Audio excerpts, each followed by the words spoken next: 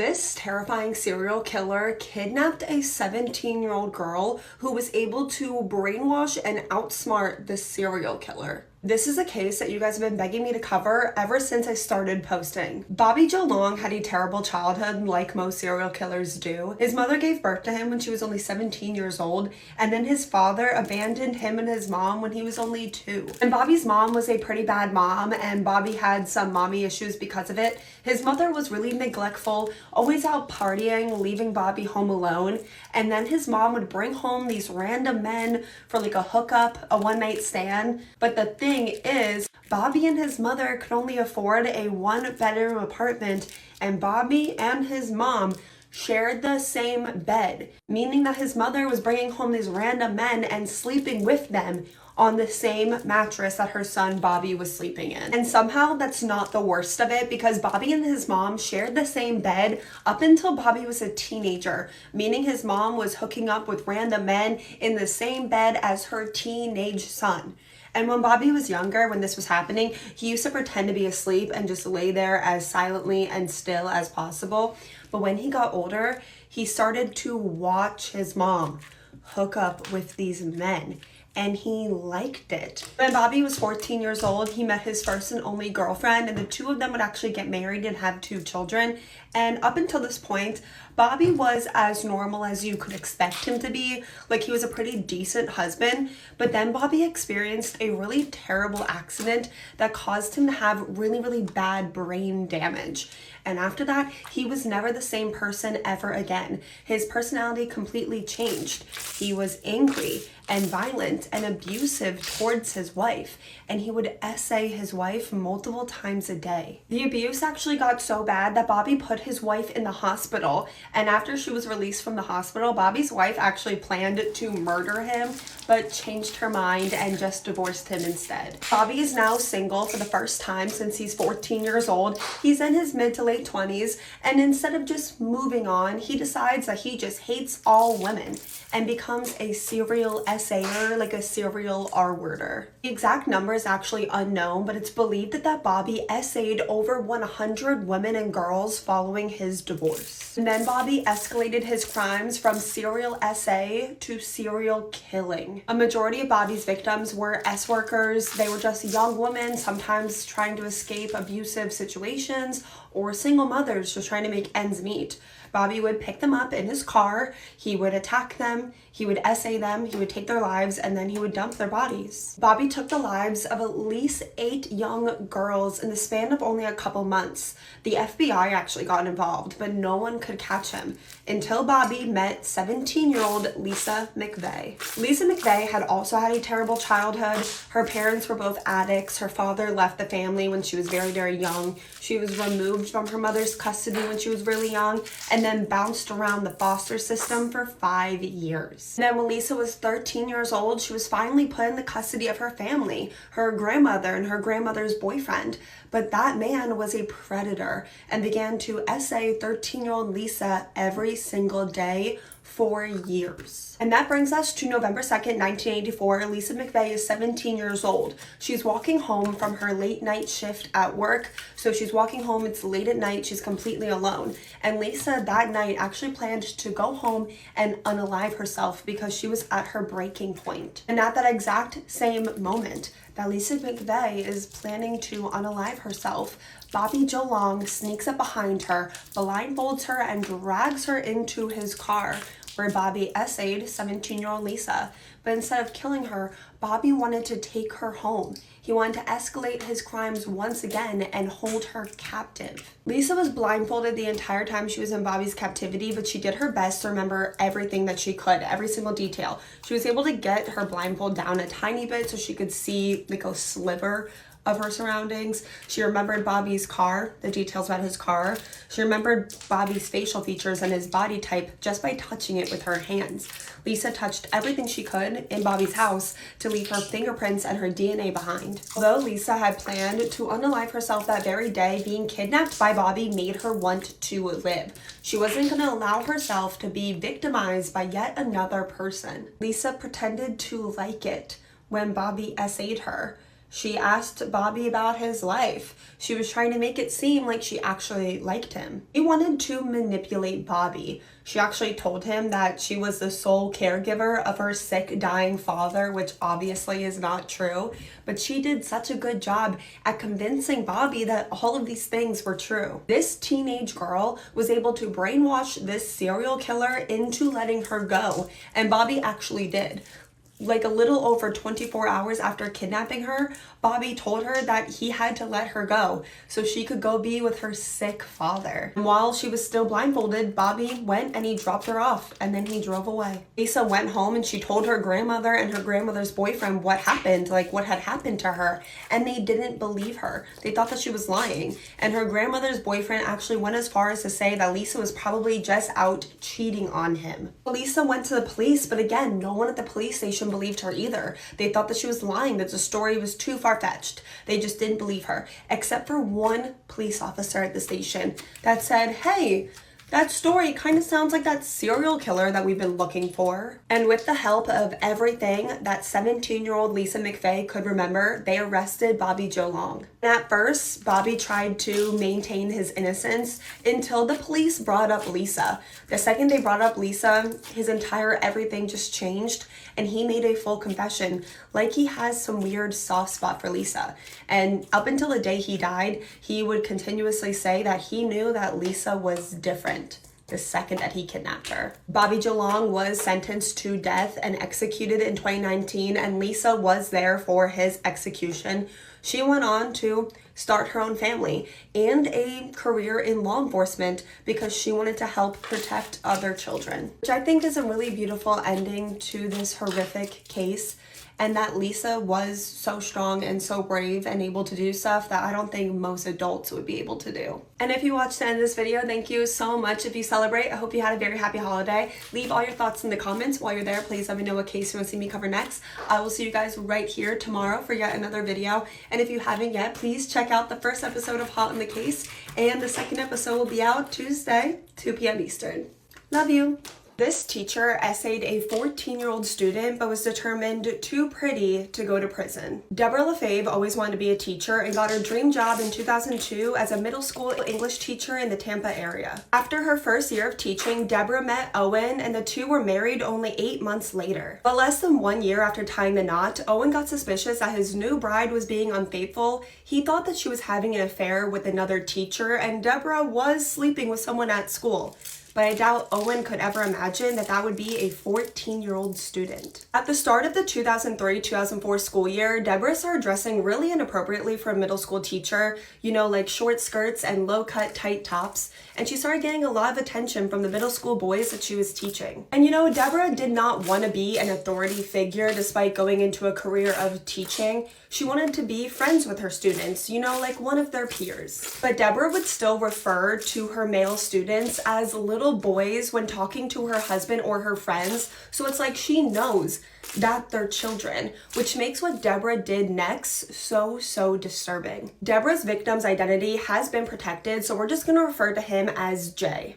Jay has been described as like a popular jock type. You know, he was athletic and funny, but he's also been described as very immature because, you know, he's 14 in middle school, not even in high school yet. When Jay met Deborah, Mrs. LaFave, he had just turned 14 and, you know, he thought that she was really attractive, so he would flirt with her, and Deborah liked the attention, so she didn't tell him to stop.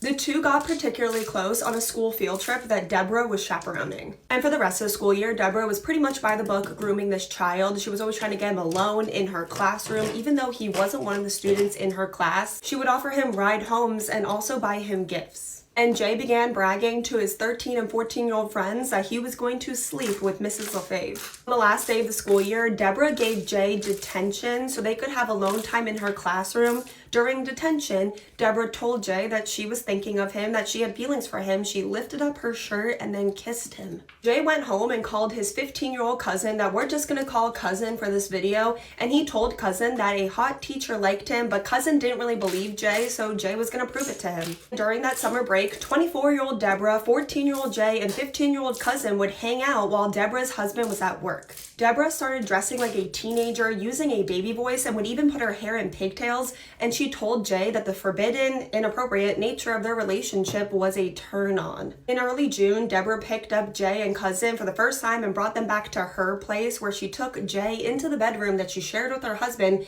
and performed an act on him. Then on the drive home, she instructed cousin to take over the driving even though he was 15 and didn't have a driver's license, so she could do another act on Jay in the back seat. A few days later, Deborah told Jay to meet her at her classroom, even though they had no business being there because school had ended 2 weeks prior. But Deborah wanted a private place for them to go all the way. And this was Jay's first time ever. And Deborah would statutory S him 3 times in 4 days. The next time was when Jay's 15-year-old cousin was illegally driving Deborah's car once again, and Jay and Deborah were in the back seat, and 15-year-old cousin was watching it through the rearview mirror. And then the last time was once again in Deborah's car when they were parked at a playground while cousin was waiting outside the car. This all came to light when a friend of cousin's mom saw him out with an older, provocatively dressed woman. And cousin's mom confronted cousin about this, but of course he lied. But then that same night, his mother overheard him on the phone with a friend saying that his cousin was sleeping with a hot teacher. Cousin's mom called her sister, which was Jay's mom, and Jay just admitted everything, so his mom called the police. The police had Jay call Deborah so she would incriminate herself over the phone call while they recorded it. On the phone call, Jay said that he was nervous because they hadn't used protection the 3 times that they hooked up, but Deborah said it was okay, you don't have to use protection. And then Jay asked if they wanted to meet up again so they could hook up, and Deborah said yes. But when Deborah showed up to hook up with this middle school boy once again for the 4th time, the police were already waiting for her and they arrested her, and she was facing 15 years in prison. And very quickly this made international news because at the time this kind of thing was still pretty unheard of, and Deborah was seen as so beautiful, so this was a huge scandal. Something very controversial that happened after Deborah was arrested was some male officers actually forced her to take off all of her clothing so they could photograph literally every single inch of her body as evidence so they could match it up with the way that Jay described her body. And I personally have never heard of something like this. You have to let me know if you've heard of this in any kind of case before. But Deborah actually went on to say that this incident felt like she was the actual victim of SA. And very famously, during court, Deborah's defense attorney said to the judge that she was too pretty to go to prison. And although she was facing 15 years in prison, Deborah walked away with no jail time. Yeah, you heard that right. She was sentenced to 3 years of house arrest and 7 years of probation, but she ended up getting early release on house arrest and probation. And Deborah's husband, Owen, did stick by her for a while, but eventually did file for divorce. And this is gonna sound pretty bad, but I actually have little sympathy for Owen. He ended up cashing out on a book he wrote about the situation that he called Gorgeous Disaster, the tragic story of Deborah LaFave, where he really paints Deborah as the victim and really dismisses all the trauma of the actual victim, a 14-year-old, because I cannot stress this enough. It does not matter the gender of a victim. It's a 14-year-old. If you're watching this and you don't see Deborah as a predator, I cannot stress this enough, you are part of the problem, because I don't care if you're a boy and this was your dream when you were in middle school, in high school. If you're an adult now and you don't have a problem with a grown person being attracted to someone in middle school, then you're just a creep. And to this day, Deborah has pretty much stayed out of the limelight, even though she was a household name and kind of seen as a celebrity for a while. She thinks of herself as a good person. She is a Christian now, she remarried, she's a mother now, but to this day has never shown any remorse for what she did. And if you watched the end of this video, appreciate you guys so much. Let me know all your thoughts in the comments. Have you ever even heard of this case before? I'm sure some of my older audience definitely has heard of this before. And while you're in the comments, please let me know what case you want to see me cover next. Until then, love you guys so much, and I'll see you guys tomorrow with another video. This teenager was so obsessed with serial killers that she wanted to become one. She idolized and worshipped serial killers so much that at only 18 years old, she wanted to dedicate her life to becoming the most famous and prolific serial killer in all of history. This is a case from Germany, and due to Germany's strict privacy laws, a lot of information from today's case is actually missing, including the true identity of our killer. So we're just gonna call her Sarah. And Sarah, unlike most killers, actually had a pretty good childhood. He seemingly had really loving, supportive parents. She got good grades, she had a lot of friends, and then everything changed when she became a teenager. And you know, a bit of teenage rebellion is normal. Sarah started dressing in darker clothes, listening to heavier music, skipping school from time to time, but things were much darker than that. At only 16 years old, Sarah spread a rumor about herself at school that she was an S worker, like a lady of the night. This wasn't true, but like Sarah's friends started to realize that Sarah was lying all the time. It seemed like she liked to shock people. She liked attention, even if it was negative attention. And actually really quick, because I just realized I forgot to say this in my intro, I know a lot of you guys have been asking me for more or longer content, especially if all of this goes away. So the second episode of Hot on the Case is out right now, and you can find all the platforms where you can find it on my profile. Now back to the case. It was around this time that Sarah got her first ever boyfriend, a boy named Leon, and the relationship was really intense. And Leon actually ended up breaking up with Sarah because he was scared of her, and for good reason, because as soon as he broke up with her, she started planning how she would kill him. At this point, Sarah's interests, her life have gotten so dark and disturbing. Sarah became obsessed with serial killers, and I'm not talking about an interest in true crime or being fascinated with psychology. Sarah worshipped these serial killers. She idolized them. She was crushing on them like some serial killer fangirl, especially Richard Ramirez, the Night Stalker. He was the background on her phone, and also she had posters of him and Ted Bundy covering her bedroom. And at this point, she's 17 years old to early 18 years old, and I'm just wondering what her family, her parents, think about all this. Sarah began fantasizing about becoming a serial killer, but Sarah didn't want to be like any serial killer. She wanted to be the most famous and prolific of all time. Sarah wanted to have more victims than any other serial killer in history. And she began Googling how she was going to do that. She literally made a Google search that said, what is the best way to become a serial killer? So clearly she's no evil genius. In April of 2021, she bought a very large 12-inch sharp weapon and then began hunting for her first victims. Sarah signed up for a bunch of dating apps and sugar baby sites under the username Domina Cherry. Her bio on these dating sites was that she was a teen girl who had never slept with anyone before, but was also into really rough stuff. And she planned to meet a bunch of men this way because at this point she decided she really just hated men and wanted to kill all men after her breakup with Leon. And she planned to meet men this way and then lure them into a secluded area where she would end their lives. Because of the certain bio that Domina Cherry chose for her dating sites and her sugar baby sites, she started getting a lot of attention. She actually got over 220 messages from men on these sites in less than 3 days. Sarah had a date planned for May 3rd, May 4th, and May 5th, with the plan to kill each man on each date 3 days in a row. But her first victim that Sarah chose was a 39-year-old man named Zayed.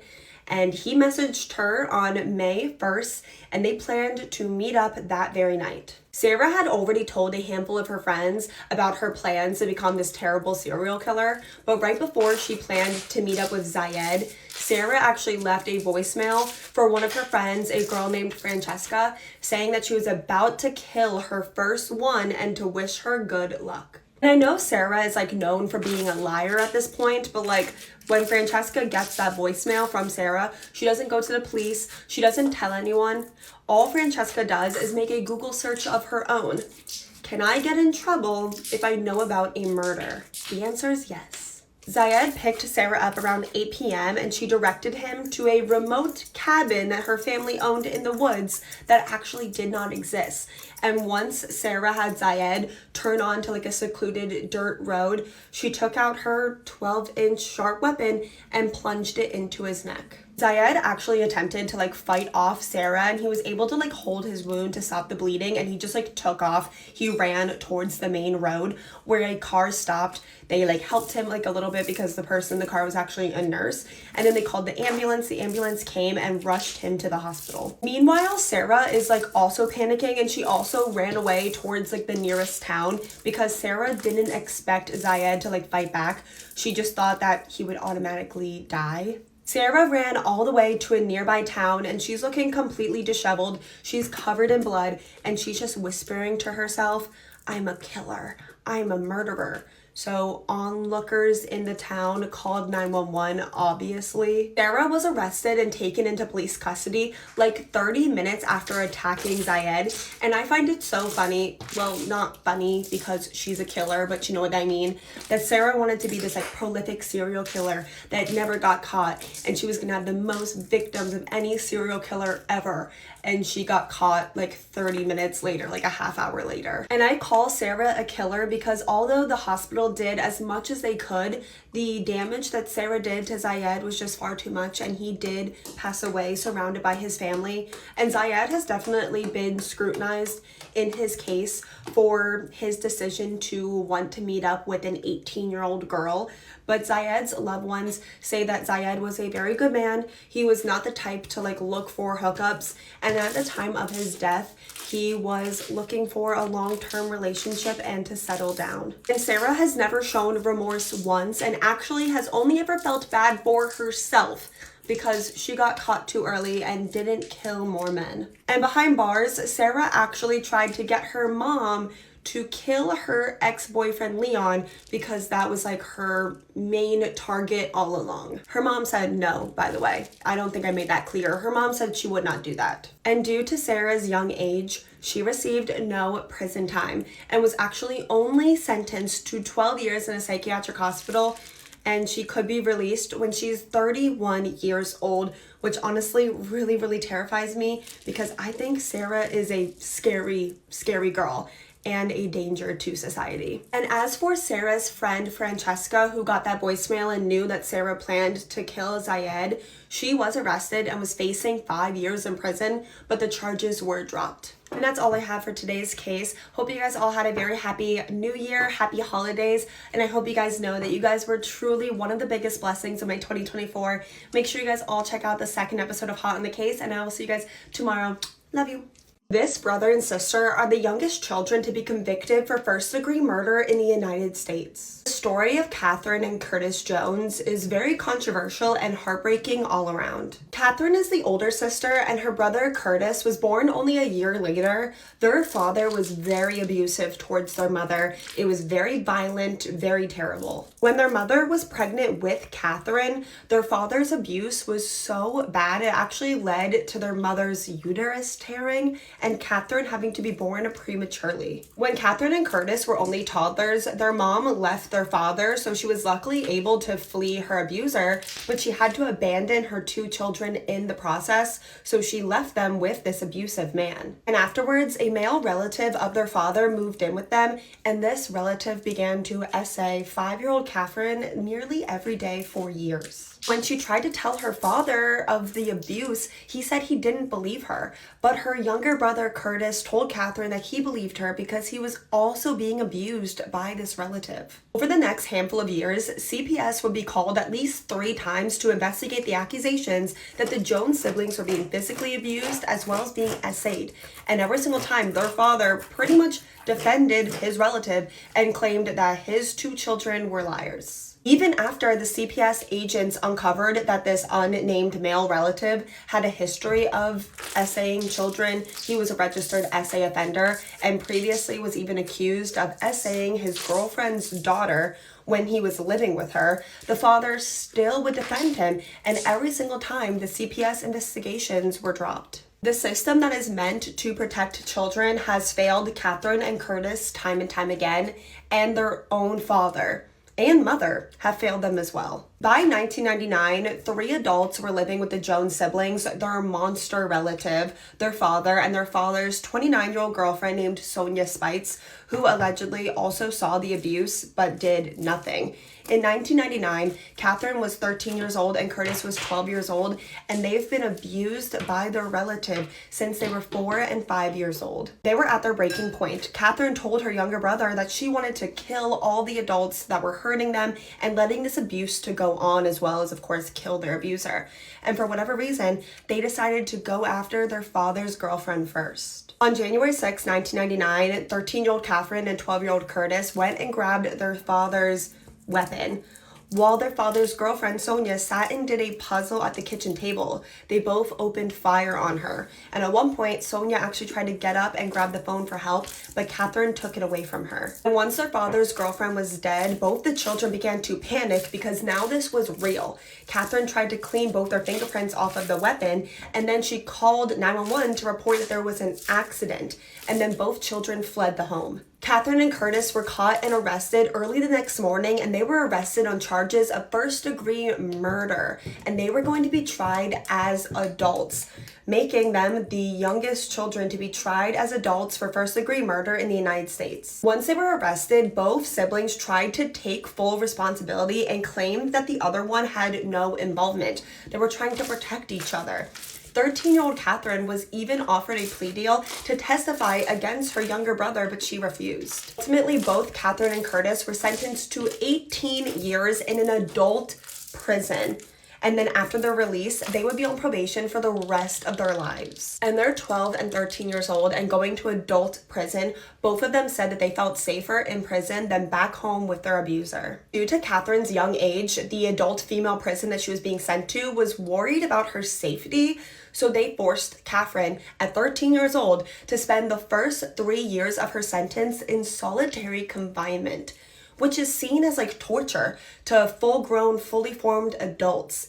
And that's how she spent 13 to 16 years old, completely alone in dark, solitary confinement. And public opinion on the Jones siblings were completely split. There were people in 1999 that saw these children as cold-blooded monsters, and then there were other people that saw them as traumatized children that the system completely failed. And that it was very unfair that these children were being tried and sentenced as adults, having to spend their sentences in adult prison. And there's a lot of people that believe that it possibly would have gone a little bit different if they had been white. In 2016, Catherine was released from prison at age 30. She is now married, she's a mom herself, and she's a huge advocate and voice for victims and for fair sentencing for juvenile offenders. And her younger brother, Curtis, was released the following year, also at age 30, and he is now an ordained minister. So it seems like both of them have been rehabilitated and are trying to live better lives. We've talked about child killers before, and it's always an interesting conversation in the comments about if you think child killers can be rehabilitated. Do you think that juveniles should ever be tried and sentenced as adults, or is it a case-by-case basis? Let me know all your thoughts on this in the comments.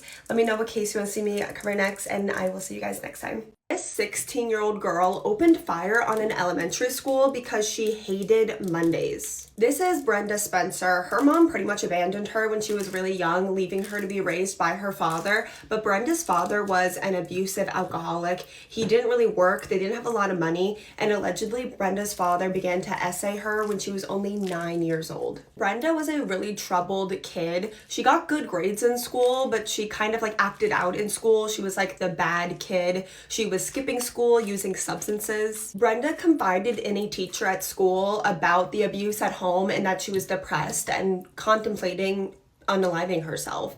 That teacher went to Brenda's father, told him all that, and recommended therapy for Brenda, but Brenda's father said to leave them alone and that his kid was fine. Brenda did attempt to unalive herself multiple times. She would tell her father about this. She begged him to get her some kind of help for her mental health. And you know, this was the 70s, so mental health awareness wasn't really like a thing like it is today. Not trying to make excuses for Brenda's father because he is the worst. That Christmas, Christmas, Brenda was 16 years old. She asked for a radio for Christmas, but instead her father bought her a weapon.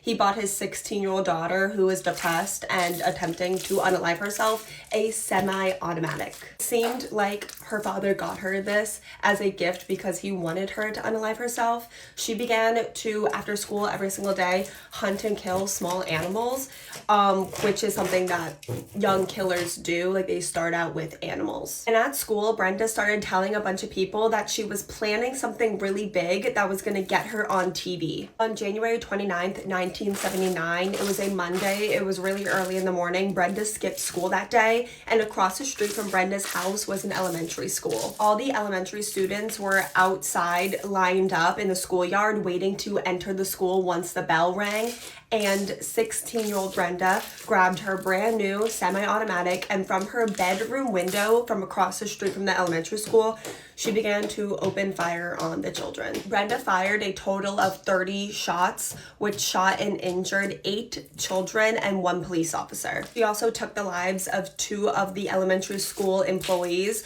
that gave up their lives to protect some of the children and get them to safety. Those 2 brave school employees that gave up their lives to protect these children was the principal, Burton Ragg, and a custodian for the school named Mike Shushar. Police had to park a huge truck in front of the school's entrance to block Brenda's attack from across the street. Brenda then barricaded herself in her house for hours while her house was completely surrounded by police officers and SWAT team. A local journalist called Brenda's house at this time while she's barricaded herself inside and asked her why she did it, and 16-year-old Brenda infamously said that she opened fire on this elementary school because she hated Mondays and it made it more fun. And after over 7 hours, a negotiator was able to convince Brenda to surrender after they promised her that they would give her Burger King. And only a month after this huge tragedy, an Irish rock band ended up putting out a song that was inspired about this tragedy called I Don't Like Mondays, and it ended up going #1 in 32 countries. They got a lot of backlash, but they didn't care because they got their bag. And this only further traumatized these poor children and the loved ones and people that lost their lives even more. Brenda pled guilty to 2 counts of murder and was sentenced to 25 years to life in prison, but she was never charged with the 8 attempted murder counts for the 8 children that she shot. And since that, Brenda has been denied parole 5 or 6 times, and she's been denied mainly because she has never showed remorse until very, very recently. And to be honest, 46 years later, finally showing remorse for what you did is too little too late. During each of her parole hearings, Brenda would always have a new excuse on why she did what she did. She never actually took responsibility. The one time she said that she was under the influence at the time, and that's why she shouldn't have been charged with murder. She should have been charged with manslaughter. But when she was arrested, they did give her a toxicology test, and the toxicology report came up that she was completely sober. Another time she said that she was hallucinating, so she didn't actually mean to hurt anyone. She also said that she wasn't actually aiming at anyone. She didn't mean to actually shoot anyone. She just wanted the SWAT team to shoot her and take her life because she wanted to unalive herself, which doesn't make sense because she fired 30 shots and shot 11 people. So that's over 1/3 of the shots.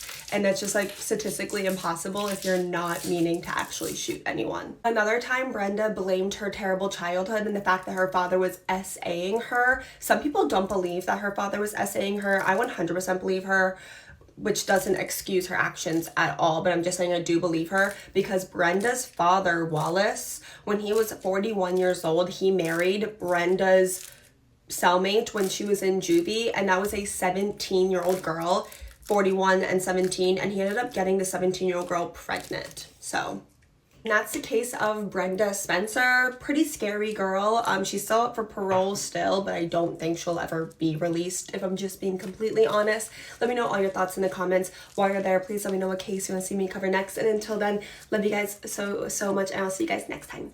He says he has a surprise for them, and then he goes and grabs a hatchet. This has to be one of the saddest cases I've ever looked into, an absolutely horrific tragedy. Technically an unsolved case, but I'm pretty sure we all know what happened, and at the center of all of it is this evil SOB. People compare him to Chris Watts, but he's like the Chris Watts before Chris Watts. Josh Powell did not have a good childhood. His dad, Steven, was really abusive, and his dad would show him like inappropriate movies when he was a little boy, and I know you know what I mean. Josh was very unwell and angry when he was a little boy, and at one point he actually tried to attack his mom with a butcher knife just because she asked him to do the dishes. Josh met Susan through the Mormon church. The two of them quickly got married. It was very fast. Then the two of them moved to Utah, where they had 2 sons, Charlie and Braden, and it really seemed like they had this beautiful, happy, perfect life and family. Susan would confide in her friends that her husband Josh was very controlling and abusive.